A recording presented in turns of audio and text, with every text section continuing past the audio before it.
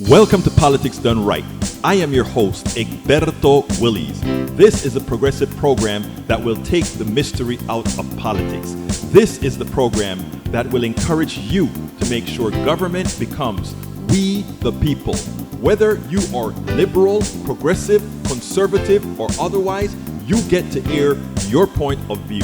We are an independent media outlet that, unlike mainstream media beholden to corporations, we only owe allegiance to you. Remember, you can also send me a tweet at EGBERTOWILLIES. That is at Egberto Willies. Let us engage. It is Politics Well, folks, welcome Done to one Right. more edition of Politics Done Right. I'm your host. Thank you so kindly for being a part of the show. We are going to have a great show for you today. How are my peeps doing? Welcome aboard. In the house already is numero uno, Michael Rudden from Brooklyn, New York. Numero dos is Yvette Avery Herod from Atlanta, Georgia. And numero tres, Lee the Bearcat from Austin, Texas. Lisa Blair is in from Atlanta, Georgia. Carl Cox is in here from where again? Riverdale, Georgia. And on the Substack we have in the house, I don't get the beginning, not my fault, Substack's fault, but I have Judy Dalton, Freddie Jensen, Lisa Schoff, Deborah Zavati, Cynthia Christian, Sharon Rogers, Marilyn Holtz, Frida Scarin. Welcome aboard, folks. We're going to have a great show for you today. How's everybody doing? I trust everybody's doing just fine. Let me tell you what we're not going to talk about specifically in detail, and that is LA. Why? Because it's yet another distraction. This was created because Trump got the response that he expected from putting this activity out there to detract from the most destructive bill that would have hit Americans in a very long time. So what I intend to do is not cover the distractions. We are going to talk real issues. But beforehand, I just want to tell you guys about what you see on mainstream media and why it is so important for us to do what we're doing here. And Radin, I'll be reading your stuff in a minute, but I need to get this out here. Well, you know what? Let me go ahead and read your stuff. And then as more people come in, because this is a message I want to get to a lot of people as well. Anyway, Radin says today's a busy day. Gonna front load, gonna only be here for a few minutes. Why are you only gonna be here a few minutes, Mr. Radin? You know this is the full show. You know I'm playing with you, brother. Love you, man. New York Times says National Guards to deploy to LA as more protests are planned. Protests over immigration raids in Los Angeles. Read that one on your own. I don't want to over dramatize this stuff. Egberto, one for the full screen. Let's see what that is. I hope I can put it up. Yep. Good one, but Redden, good one. Let's get that up there and let me put it in the center of the screen. It says, a majority of adults are worried about impacts of federal funding cuts to Medicaid on the number of uninsured, their families, and communities. If the federal government significantly reduces its spending on Medicaid, how worried are you about it?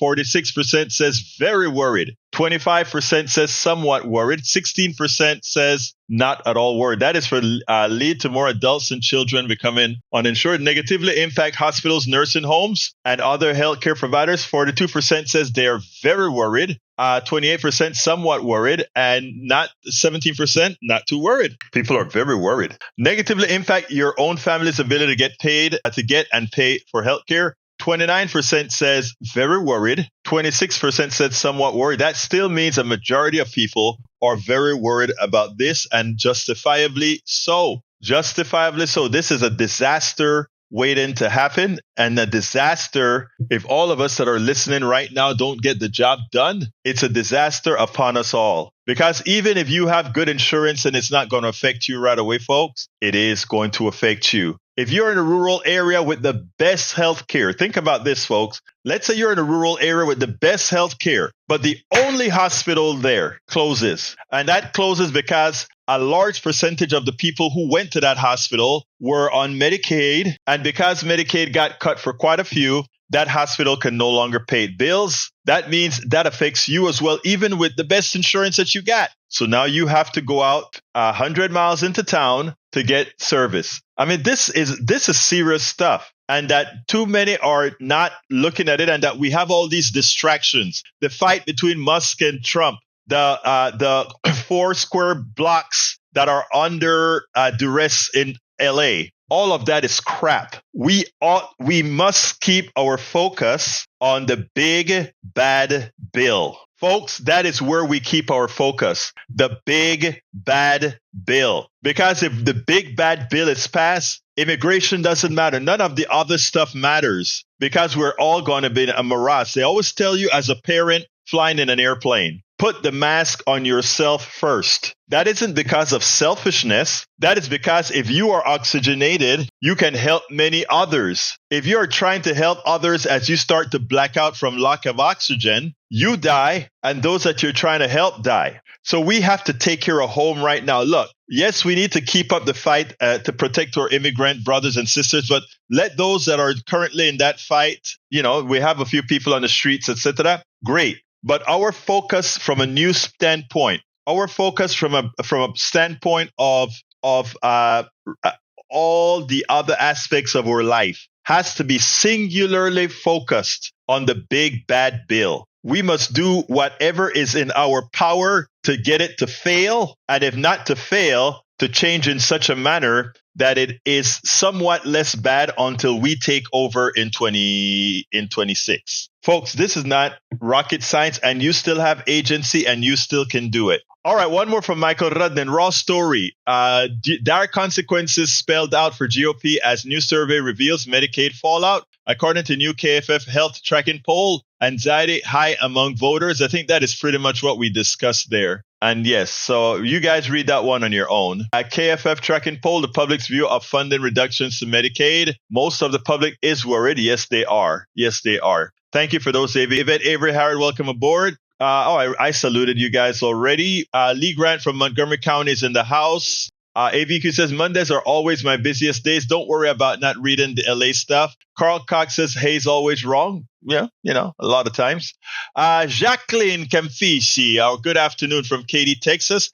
Our resident teacher, La Licenciada Jacqueline Camfici. All right. We also have Eric Hayes from Kingwood, Atascocita in the house. Mike Cisak is in the house, of course, bringing this a standard dose of hate. But that's good. You're still our brother, and we still love you. We hope that by being around us, we will generate enough empathy in you that someday you'll decide to. Well, Trump is going to do you a big favor because Trump is going to screw you so bad. You're either not going to come back here after the shame, or you're going to come here and say, well, you know what? You guys were actually right. I will bet on the former, but I would love the latter because I want everybody to know that whether you're a left, right, or whatever, you have a place to land right here. D from Indiana, welcome aboard. And PJ Chuster from New Mexico, welcome aboard. I call those people out. When the chat starts to get full, I call people out who tells me where they're from, or if they have a message that they actually put in the chat that I can get to before it scrolls over. Levy Greenberg and Will, welcome aboard. Okay, let me just tell you guys something. Back in the days of, I think it was the 29th, when did George Floyd get murdered? I think that was around 2018 or so, 2019, whenever it was. No, actually, yeah, I think it was 2019, if I recall correctly, 2019, 2020. Anyway, when George Floyd got murdered, there were riots all over the place, right? I don't like to call those riots, but there are these issues all over the place. And 2020, thank you, Schuster. So there were these riots all over the place. And what was interesting is the media always used these shots that make you believe that it was widespread, right? Oh, it's all over the place. Here in Houston, we had marches centralized. In Portland, most of the marches and the burning, etc., occurred in a 4-block area next to the courthouse. Thank you, Yvette Avery, for 2020 as well, and AVQ. So all of these things were centralized. They were in very small areas where these protests occurred, but they were real protests, substantive protests, right? But the mainstream media would have you believe that America is burning. That's the message they wanted you to get. America is burning. And people are all scared that the disruption is coming to them because America is burning. Like I said, with Coffee Party, we sent out one of our reps, one of our board of directors, went out there to spend some time in Portland. And when I brought him on the show several times, and he was out there, and he said, my God, the only problem in Portland are these 4 square block areas by the park in front of the courthouse. That was where all this stuff was happening. But if you look at the news and you watch the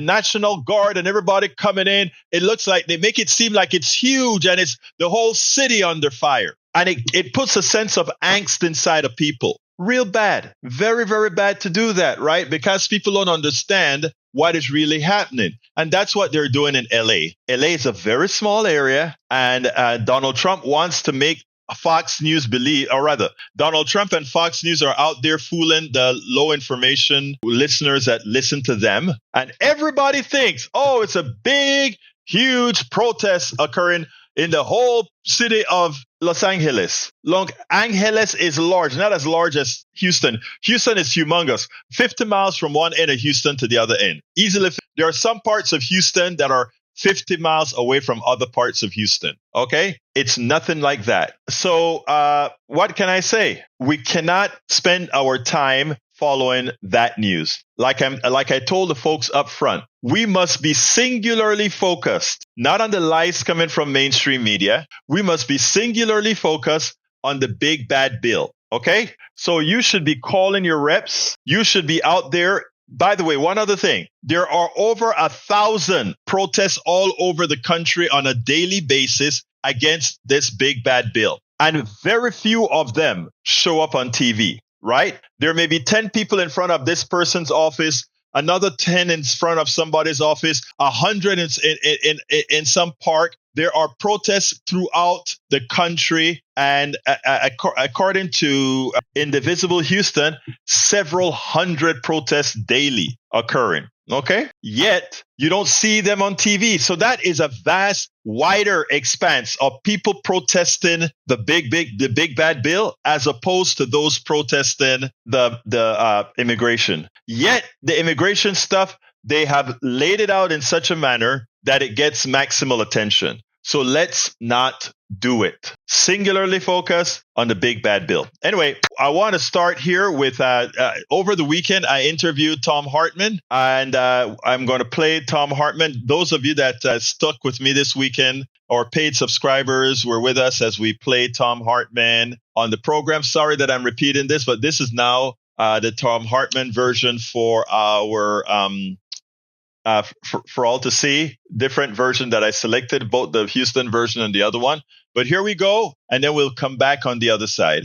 Welcome to another edition of Politics and Random. Egberto, Willies, your host today. We're honored once again to have the one and only Thom Hartmann. Thom Hartmann is a New York Times bestselling author of over 30 books and the #1 progressive radio host in the entire country, probably the entire world, you know.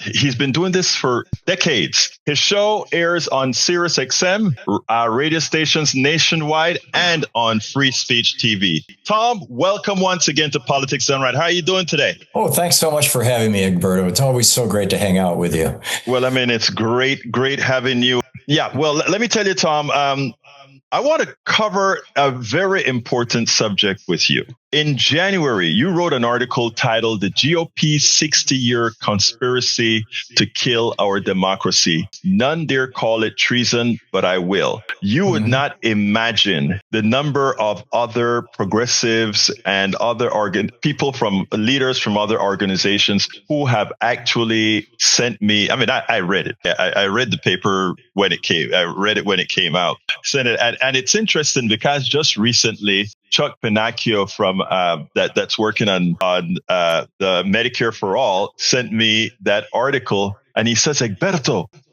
did you see this article?" And I'm like, "Come on, Chuck. I read everything Thom puts out. Of course I read the damn article." And he said, "What do you think about it?" And I said, "Unfortunately, it isn't just coming to pass. It is here. And what are we going to do?" So what I want to ask is, what are your thoughts, first of all? How far into that do you think we are? Oh, I think we're in the final stages of it. Setting up a situation where money basically can determine the outcome of elections, which takes us back to my comment about, who benefits when right or left gets elected, is already here. I mean, the Citizens United and McCutcheon and all that kind of stuff. The insertion of themselves into the election systems, the Supreme Court's blowing up the Voting Rights Act and the Civil Rights Act, for that matter. I mean, the two great accomplishments of the 1960s, or two of the great accomplishments, the essentially indoctrination of the American people to believe that, America, it was started as a Christian nation, that we should be, hierarchical, power from the top down, that, white people should be in control of everything, or white men specifically. There's all these different movements that have kind of aligned themselves around the right, all of them toxic to democracy. But, that said, you'll have to remind me what I wrote. Okay. Oh, no. That is fine. Actually, I have the article up, but I don't think we need to go through the article proper, because this is stuff that you talk about all of the time. So I'm not looking for a chronological, regurgitament of your article. What I wanted to make plain, though, is that there's a caller that I got this morning that really kind of behooved me, because you talk about the wealthy. And yes, what the right is doing now is very good for the wealthy. But my biggest concern really is not that. My biggest concern is the minds of the middle class, the minds of the working class, because I find the people that are more concerned about the well-being of some of these autocrats themselves are the people who the autocrats abhor. How do we get to that point, or how do we work on that issue? I am trying to do that locally with several of my programs where facts doesn't really matter. It seems like it's more an emotional thing. How do you think we address that? There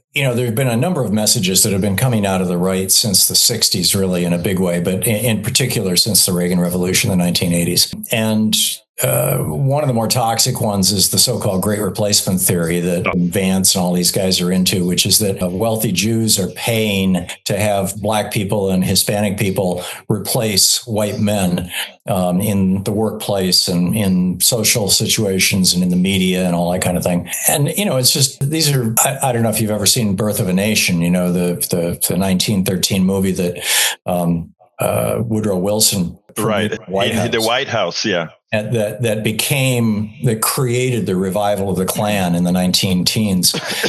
But that's essentially the message of that movie too, only in the language of the early decades of the 20th century. And so that is particularly potent and deadly to democracy and to our society. Another is Rush Limbaugh and his feminazi thing, just this idea that men should be in charge and women should be disempowered. And we're seeing that in multiple dimensions. We're seeing it in the battles around abortion and women's rights more generally. We still don't have the Equal Rights Amendment passed, and this goes back to the 19-teens as well. It's been more than 100 years since it was first proposed. So, and then, of course, there's just the general hate on the queer community. So it reminds me of the old cartoon, where the fat cat is sitting there at the table with a black guy and a working class white guy, and they've all got a plate with cookies in front of them, and the fat cat's got this giant pile of cookies, and the black guy has got one cookie, and the white guy's got 3 cookies, and the billionaire says to the white guy, "That black guy wants your cookies." And I mean, that's what's going on, and it's not a new story. It's a story as old as humanity, arguably, but it has been fine-tuned and tweaked. Lee Atwater back in the 80s talking about, N-word, N-word, N-word. Well, you can't say that anymore. So in code, we say forced busing, or we say, things like that, and now it's gotten even more subtle than that. But everybody understands what these dog whistles are. So, when they talk about so-called cultural issues, and also now it's, let's go after trans people, who are the first people Hitler went after, actually, because they're the least powerful of all the minorities and the least likely to garner widespread support. You look at these this creating a sense of victimhood while creating victims out of the people that are being alleged to be the perpetrators is so destructive to our society. It's so destructive to our social cohesion. It's so destructive to democracy itself. And it can be so powerful. I mean, we saw this with the Willie Horton ad in George Herbert Walker Bush back in the day against Michael Dukakis. We've seen it over and over and over again. And Reagan, the first speech that he gave when he was nominated to be president in 1980 was at the Nebosha, I'm sure I'm mispronouncing it, County Fair, outside of Mississippi. Exactly, Mississippi. In fact, yes, I remember that. And Cheney were murdered, the 3 civil rights workers. So this has been a strategy of the GOP and the right in general for a long, long time. And, and they're continuing to do it, and it's continuing to hurt America. I've been trying a new narrative as far as, when it comes to racial issues, pointing out to my audience, I guess any one of these audiences here is predominantly white. And what I try to promote is that the reality is most of these racial issues, they don't harm Black folks or Latinos or whatever per se. I mean, they actually hurt the white working class because the underclass has been the underclass forever. They know pain. They know, they've lived it. The ones that haven't lived it is the ones that are going to be eaten now. As I always tell them that capitalism has a formula, and that formula, based on that formula, you're the last one to be eaten, but you're going to be eaten. And it's amazing that folks respond to it when they actually understand it, not from just a fact-based model, but from, wait a minute, I think I've been hoodwinked. The problem is, how do you get it in a mass fashion? Now, you have a humongous platform that I wonder, how is that message going over? Yeah, well, I think that's a great way of framing it too. And there's also a labor dimension to this, which I failed to mention, which is the continuous vilification going back to 1947 with Taft-Hartley of labor unions and so-called union bosses and all this kind of stuff. So I think your point is really, really well made. And white men are the victims of this. And we have seen, in 1981, when Reagan was sworn into office, about 2/3 of Americans were in the middle class. Where with a single paycheck, you could buy a house, you could buy a new car every 2 or 3 years, you could take a vacation, you could put your kids through school, and you could save enough money for retirement. 2/3 of America. That's 45% of America now, and it requires 2 paychecks instead of 1. We've seen wages have gone up 8% since 1981 for working class people. Wages have gone up 350% for the top 1%. And when you look at the top 1/10 of 1% or 100th or 1,000th of 1%, you're seeing, exponential thousands of percent, massive explosions. And of course, this is all the result of both labor policy and tax policy that Republicans have been promoting. So, the GOP has been screwing us for 40 years in a big way, based on foundational stuff that goes back way beyond that, before that. But it got real systematic with the Reagan Revolution. Dr. Wolf came out with a graph that showed whereas wages went up not wages, but income went up for the upper classes, what went up for the lower classes is credit.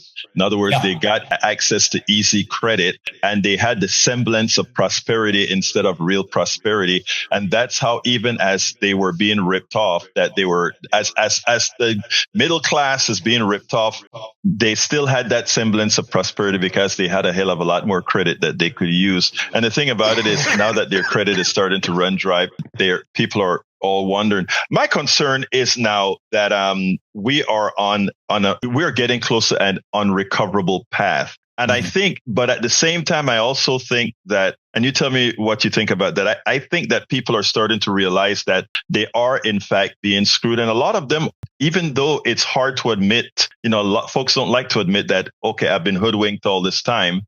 As they realize that they've been hoodwinked and it wasn't those other people, those brown and black folks that really caused their problem, what are they going to do? Yeah, well, and that's the thing. I mean, we need to wake people up to the fact that they're being screwed by the overclass, by the morbidly rich. And, it's time to join the rest of us. in the resistance. Now, again, I am saying that, at least with some of the audience that I'm seeing here, the feedback that I'm starting to get, there are two camps. There's a very small camp of these people that just live in some other reality. It doesn't matter that Trump and Musk are feuding right now. They're still both right. Yeah. They're still both right. But there are another set that are coming to our chats, etc. And they're saying, "Oh, we see it. I have this cousin. This cousin sees it now." But it just seems like there is a particular tipping point that I see coming. And I don't know this year. In fact, I don't know what happened when Christmas comes and folks realize what the tariffs and these other things have done. Yeah. I know you're a proponent for the right use of tariffs, but what it does going forward. Well, the way that Trump is doing tariffs is absolutely nonsensical. It makes no sense at all. It even defies a pro-tariff logic. You don't impose tariffs on countries. You impose tariffs on products, and you do it strategically, and you do it intentionally, and you do it through Congress, so that manufacturers know that this is going to be in place for way beyond one presidential term, and therefore we can plan, we can build factories, we can bring manufacturing back home, things like that. So go ahead. Today he said, the economy is still going 139,000 jobs. He also said, and we're bringing in a lot of money in tariffs. Yeah. I went on the radio and I said, yes, he's bringing in a lot of money in tariffs. Your money. He taxed exactly you right. to bring that money. But Tom, I didn't hear that anywhere. They're just putting out what he said. Yeah. But nobody, our media, this is the tragedy of consolidated media, Egberto, where, basically 5 or 6 companies control about 90% of all the media in America. And their these are multi-billion-dollar companies run by multi-millionaires. And, they're dumbing down their message, first of all, to make it acceptable to, the average American has an 8th grade reading capacity, probably thinking capacity. So they want to make it palatable to them, but also, they would really rather not discuss these issues, not just because they're complex in some cases, but because they don't reflect well on the priorities of the morbidly rich. So, here we are. Trump, though, I think is shooting himself in the foot with the tariffs. And I think that we're going to see the effect of them, the consequences of them in a big way starting in September. Back to school and then Halloween and then Christmas. Those are the 3 big purchasing events where people are going mostly to China. And those ships are not coming to the United States right now. And, unless he cleans this up really soon, and I don't think that's going to happen because, he had this phone call with Xi recently and Xi basically told him to go screw himself. He's like, oh yeah, we're going to have a deal. Not to worry. Xi just loves me. Right. And that when Trump starts going off like that without any specifics, that he got told to go screw himself. Well, it's funny because they own a lot of our credit. $800-something billion to be exact. You just have to tell them that he's releasing some of that and the bond market goes berserk. Now, I am also concerned about the Democratic Party. What are your thoughts as far as whether they are going to be ready to meet what's about to happen? Well, the big challenge that the Democratic Party has is twofold. One is that the big money is with the Republicans, and the Supreme Court changed the rules of the game. It's as if the NFL said, whichever team gives us an extra $1 million can have an extra 3 men on the field. You could pretty much predict who's going to win, and the Supreme Court basically made that kind of a call, in politics. So, number one, you've got that as a problem that the Democratic Party faces. And there's a huge debate inside the party about what to do about that. You've got the so-called moderates. And this is the second aspect of this problem, who want to be able to continue taking money from big corporations and billionaires and, in fact, increase that. And then you've got the progressives who are saying this is where we went wrong in 1992. In 1992, Bill Clinton campaigned on what he called the New Covenant, his New Covenant speech, which I recommend people look it up and read it. I mean, it was just a brilliant speech. It was a very progressive speech. It was, FDR and LBJ rolled into one. But when it came time to actually run the campaign and buy the campaign ads and everything else, and keep in mind, this was before Citizens United, but this was still post Buckley versus Vallejo and First National Bank versus Bellotti. Those were in the late 70s, where money was first recognized as speech. Were first recognized as persons by 5 Republicans on the U.S. Supreme Court. The Bellotti decision was actually written by Lewis Powell himself, and in 78. So, Bill Clinton looked around and said, holy crap, there's no way that I can compete in this election unless I get some really serious big money. And so he kind of adopted a lot of Reagan's neoliberalism. And truth be told, there were a lot of Americans throughout the 80s and early 90s, myself included, who thought, this free trade thing makes sense. The idea that countries that trade with each other don't go to war with each other, Tom Friedman's McDonald's theory, the idea that if you cut taxes, it's going to grow the economy and it's going to be false. Neutral. I think by the early 90s, that had been largely blown up, which is why Bill Clinton raised taxes. He didn't adopt that. But that was pretty much the one aspect of Reaganism that Clinton didn't go along with. He did not, embrace labor the way that Joe Biden did or that Lyndon Johnson had. And, he declared the end of big government as we know it and the end of welfare as we know it. And the Democratic Party is still suffering from that, still recovering from that, embrace. And it wasn't just Clinton, by the way. It was Clinton and Obama, both of them. Oh, yeah, absolutely. And Biden was the first Democratic president since Jimmy Carter to say, to hell with neoliberalism, we're going to go back to the way things were. And even Carter was starting to trend toward neoliberalism in the last year of his presidency. Mm-hmm. He deregulated trucking in the travel industry. So, basically the Democratic Party got kneecapped in the 90s and throughout the first 2 decades of the 21st century, when people wanted real change. They wanted FDR. They wanted a New Deal. They wanted a reboot of our society and of our economy in ways that would benefit the average person. They wanted to get back to a time where 2/3 of us are in the middle class with one single paycheck. And Democrats have been promising that, but they have not been delivering. Biden was the first guy to actually deliver a piece of that, a big chunk of that. And tragically, he was such an incompetent communicator that between his age, which I think is wildly exaggerated, the concerns about his age. But between that and probably more importantly, the fact that he's a stutterer. He's a terrible public speaker. And when he does speak in public, it sounds like he's angry and yelling because that's how he gets past stuttering. And then B, that he thought that just doing good work is enough. Won't the media tell everybody what a great job I did? Which is just insanely naive. And the people around him were naive about this. So you've got a Democratic Party that has done some really extraordinary things in the last 5 years and gotten no recognition for it at all. And now you've got a Republican Party that's running around with a whole media entourage reinventing the last 5 years, talking about, it was such a terrible time with Joe Biden and oh my God, and Trump is putting us back together and, just lying through their teeth. But people have no alternative information. And so they're believing it. So that's the challenge that the Democrats are going to be facing this fall in the special elections and the off year elections like in Virginia, where they have pretty much everything is an off year election, and that they're going to face in a much bigger way in a year and a half in the 26 midterm presidential. Election. Yeah. 26 midterm and the presidential in 20. But, Thom, and this is where I think I really get upset with the mainstream media. Let's centralize on you for a bit here. You have the largest progressive program in the nation. I look at your numbers and your numbers.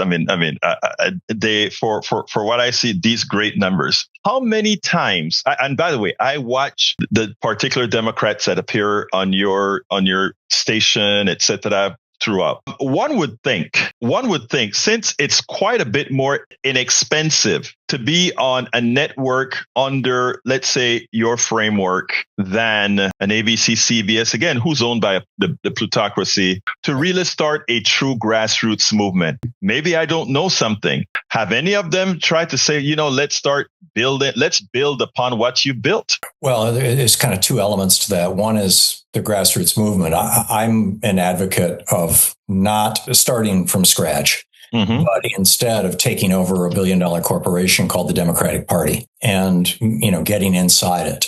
The most powerful political actors in America are the committee precinct chair. Yeah. Yeah, they're the ones who write the platforms. They're the ones who decide who are going to be in the primaries. They're the ones that when your member of Congress or the Senate comes into town periodically, they're the first people that they meet with. They're the ones that they listen to. And so I'm encouraging people to get inside the Democratic Party and take the damn thing over. It'll be so much easier than trying to start from scratch. And go ahead. Right. I wasn't trying to imply otherwise. In fact, I am a precinct chair in the Democratic Party. God bless you. Yes, I am a precinct chair in the Democratic Party, 758 right here in Texas. And I was about to leave, and because I was a Bernie rep out in Philadelphia, and I was about to leave, and I had been building and telling all our folks they had to do exactly what you just said, and that was come into the party and be a precinct chair because that's where all the rules are made. And I was about to quit, and I got slapped. You're not leaving because you're the one who said that this is what we're supposed to do. So I stayed. Okay. But so I do believe in that. What I was trying to, when I said centralize, and what I was talking about wasn't trying to reinvent the wheel or get a new party, but as someone with as a core with the media, why don't we have... You're talking about my media platform. Exactly. Your media platform, united things like your media platform. And I would name a few others that are large, but the reason I don't is that they are solely owned by they're pretty much, how should I say this kindly? They're pretty much a part of this new wave of trying to keep your feet in both camps. Well, an awful lot of the people that are our peers in the mainstream media are employees. Right. I mean, when Louise and I started this program, our radio program 22 years ago, we made the decision that we would never be anybody's employee. Mm-hmm. So when I went on Air America, my show was the only show where I was not an employee of Air America. We sold our own advertising. We shared revenue with Air America.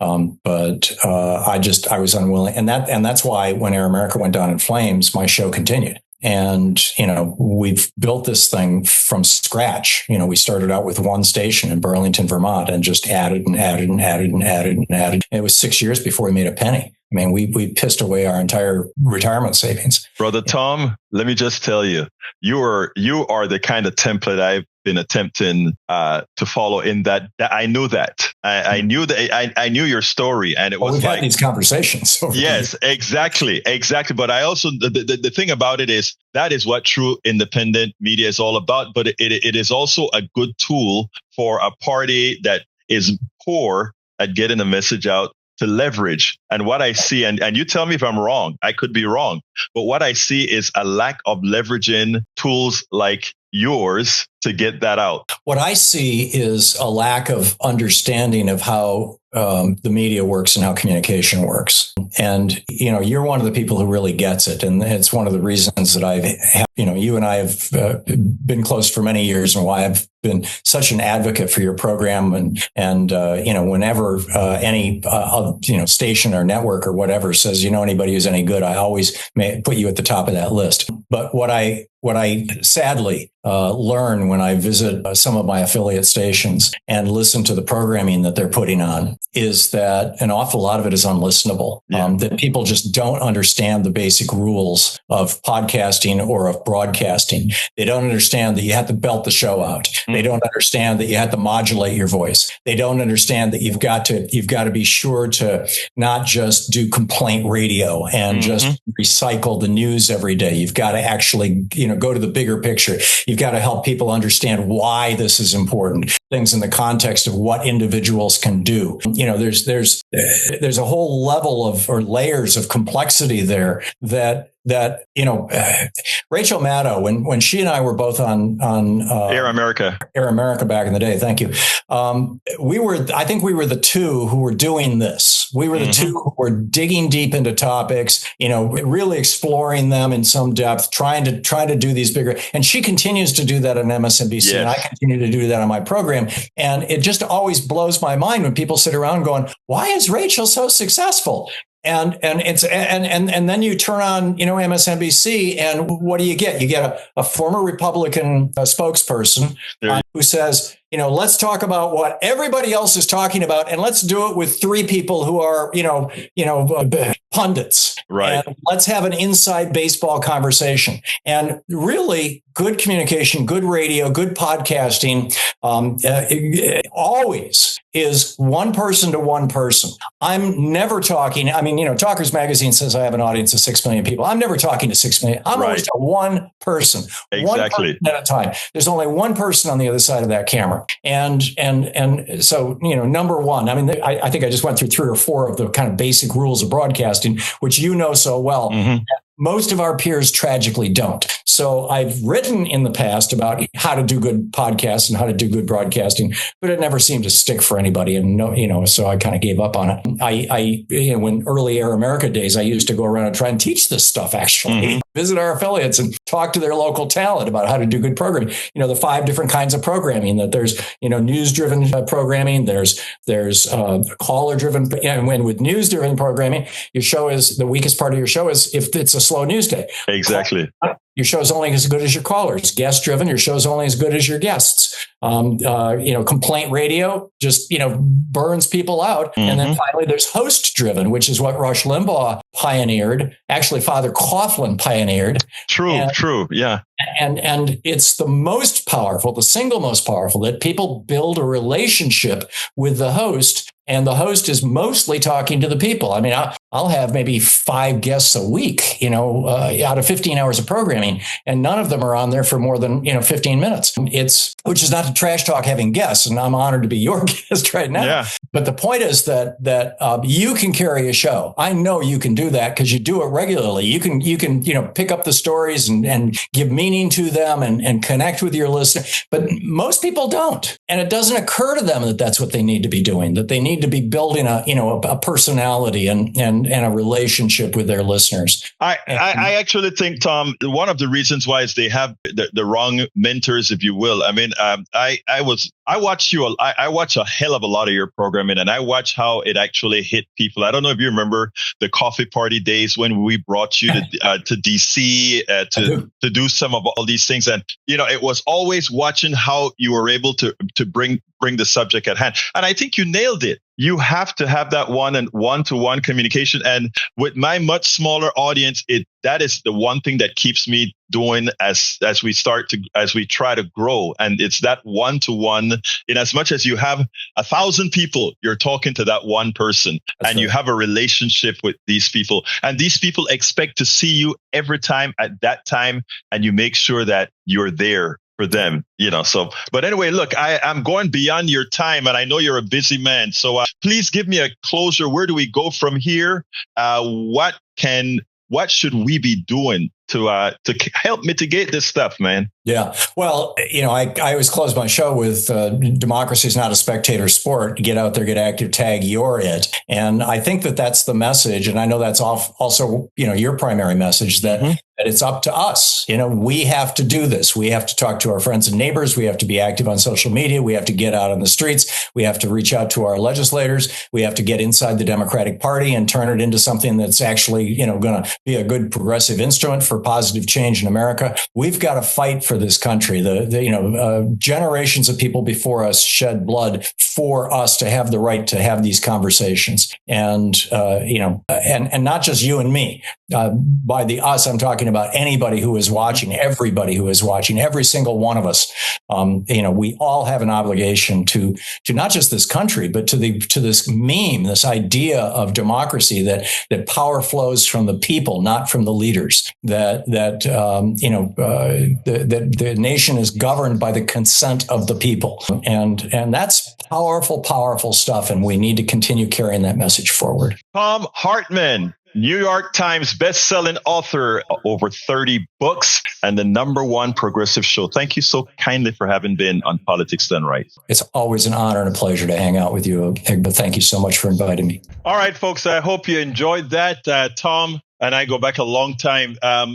But he's absolutely right. It is all on us. So we still have agency. It's like what I told my folks on the morning show a few days ago. the reason all these problems are occurring in our country is that we ceded our agency. We ceded our agency so that the Trumps of the world believed they could do as they please. And what we have to do is unseed it. We have to make sure and no longer cede our agency to them. We have to get out there and do the job. And again, we still have the time. We can still stop this bill. Remember, forget about LA. Not forget about LA, but LA is not our primary purpose right now. Neither is the silly feud that could be fake between Trump and Musk. Neither are any of the little things that he's throwing up to see what spaghetti stick to the wall. We have to be consistent. We have to continue making sure that it doesn't happen. I have another video, but we don't have enough time to play it, so I'll do it tomorrow. We don't have enough time to play that video right now. So let me go ahead and say, anybody wants to call in, you can give us a call at 281-823-7747. Again, that number is 281-823-7747. Llámeme, por favor, 281-823-7747. Give us a call. We're here waiting for your call to come in. Let's see. PJ Choster says, he asked me to bring Jasmine Crockett. I interviewed Jasmine Crockett 3 different times, but as her popularity has grown, her people have made it harder for those of us, the small-time guys, to get to her. So I have several requested. I actually had a date that we were supposed to do it, and something as usual came up, and we couldn't get our recording done. But I'll continue to try to reach her, PJ, and see if I can pick her up. Let's see. Adam says, as Democrats, they are no longer or never have been effing around friendlier to your site. We will be the remedy to the anti-American Trump movement. Anti-American. There you go. Welcome aboard, Marcos Benavides. Welcome to Politics Done Right. What else have we got here in the chat? Para ver.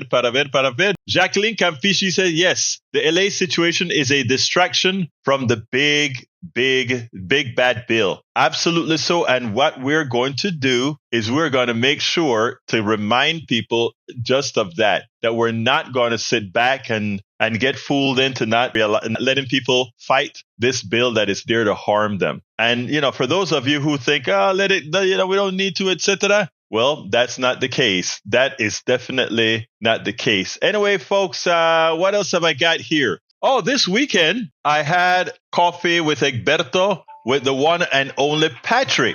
Come on in. I think this is probably my brother. Who's this? This is Harry. Brother Harry Denson. Yeah, Brother Harry Denson. And I'll start off saying this. Democracy is not a spectator sport. It requires you, me, Egberto, and everyone else who are registered voters get out there and get active. You're it. As Thom Hartmann always eloquently states on his programs. So that's what we have to do to save our democracy. Now, this convicted felon, I just heard a few hours ago, the president is angry at Gavin Newsom because he wants to sue him because this convicted felon president overstepped his bounds and did not get the consent from the governor to get the National Guard out there. And then he had the nerve to say that Gavin Newsom should be arrested because Gavin Newsom was telling the truth and following the law. I mean, each time Trump does something like this, it's more of a step towards autocracy. This man is completely disjointed and in his own reality. And as you say here so many times, Egberto, and other progressives say, well, he thinks because he says it, it's politically correct. Right. Exactly. Yeah. And the other, I was going to mention fear. But when you were talking about the caller that called this morning, I think it was Jimmy, I guess it was, and talking about how he said that you need to give up this talk about people on the right, the MAGA people. We don't have anything in common. Well, we all do have this in common in the sense that we want the same thing. That's why you wrote the book, How to Talk to Your Right-Wing Neighbor, to try to get them to see, the logic and not be misinformed in the propaganda that's put out there on the right to make you scared. There's people on the left and there's people on the right. When they have these crazy right-wing talking points, it scares people. Deborah Arnie Arneson, when she talks about the right, one of the things she's always mentioning, that scares me. That scares me that Senator Ron Johnson from Wisconsin would say that, or Ted Cruz from Texas would say that, or President Trump would say that. That's scary to life. So you got people on the left, people on the right, but that's what they do is the Republicans repeat it over and over again to make you believe. Like I said, I'll speak to everybody, but let me go ahead and put a picture up, sir. This is our coffee with wait a minute. Wrong. Why is it wrong one on? Why is the wrong one on? Oh, wait a minute. Bear with me 1 second, guys. Bear with me 1 second. That is the wrong picture on the wrong thing. So let me get it over there. There is a picture of our coffee with Patrick over the weekend. Okay. I don't know if you guys can see it on the screen yet, but that was our coffee with Patrick. We enjoyed ourselves, had a very good time, talked a whole lot of good stuff. And so, I mean, you know, every so often we meet our folks, our great supporters, and that was one of them. And I want to thank Patrick for that time that we spent out there, et cetera, et cetera, et cetera. Anyway, Harry, I got to go. We're at 4:00. Okay. Well, Patrick's an enlightened guy. I'm glad you had a good time with Patrick and his lady friend. And my brother, Alan, and Alan says hi, by the way. We'll organize something down the road so we can have coffee with you as well and have a good time like you did with Patrick and his lady. All right, Take care. We'll have a good day. Take care, brother. Have a good day now. Take care. Peace. All right, folks. Bye-bye. Let me tell you, we're about to close this baby down. I hope you enjoyed Thom Hartmann. He's going to be here. For those of you that are here in Houston, he will be here in Houston on August 9th. And it should be a good program here with brother Thom Hartmann in Houston with KPFT. Anyhow, I got to close this baby down. I want to thank all of you who came out here to listen. I want to remind you to share the program, but most importantly, I want to encourage all of you who have the wherewithal to do so to become a paid subscriber of our newsletter. And why is that? We use our newsletter to subsidize all of all the things that we do. So I want to ask you, if you have the wherewithal to do so, to please become paid subscribers. And how do you do that? Just go to politicsdoneright.com/newsletter. I'm putting that into the chat right now. politicsdoneright.com/newsletter. Become a paid subscriber and you are afforded a whole lot of stuff. What are you afforded as paid subscribers? Let me see if I can get to my About page and show you the list of things. First, one of the things that we've added to the paid subscriber list is that every weekend we have a program solely for our paid subscribers where we chat. You can call in. You have one-to-one with me on that program. It's more intimate that it's just the paid subscribers. So please consider doing that. But what are all the things that we get? Look at all the list of things as paid subscribers that you get. Full access to paid and free sections of our newsletter. You also get access to all 5 of my current books and free of charge. Access to all subsequent books that I write. The ability to comment on any of our newsletters. Some will be invited to appear on Politics Done Right if I see a comment we need to explore. Future Zooms and more. On-demand process video podcasts of Live Politics Done Right show. Periodic real-time chats with me on the Substack platform. We are working on other perks. Request a Substack Live to discuss a topic that interests you. So we have a lot of perks that we want to give for those of you who are actually funding what we do here to make sure we get the message out. So please consider going to politicsdoneright.com, politicsdoneright.com/newsletter and join the fold. We could use it. Not we could use it. We need it to start, to maintain our viability, to put it bluntly. So again, to get there is politicsdoneright.com/newsletter, politicsdoneright.com/newsletter. I'm putting it in the chat one more time. Anyway, I got to get out of here. You know how I do that. My name is Egberto Willies. This is Politics Done Right. And you guys know how I end this baby. I am what? What am I? Out. We spend a lot of time deconstructing the news, trying to parse it into a form that everybody can understand. We try to find those little nitpicks where it flies above the fray, etc. If you really like these videos that we do, I want to ask a big favor. Please go ahead, number one, subscribe to our channel, and number two, please join if you can. Thank you so kindly for watching. Keep watching. Please remember to share. We must populate the entire internet with our progressive message, a message that we know is what most Americans say that they want. So help us, please join.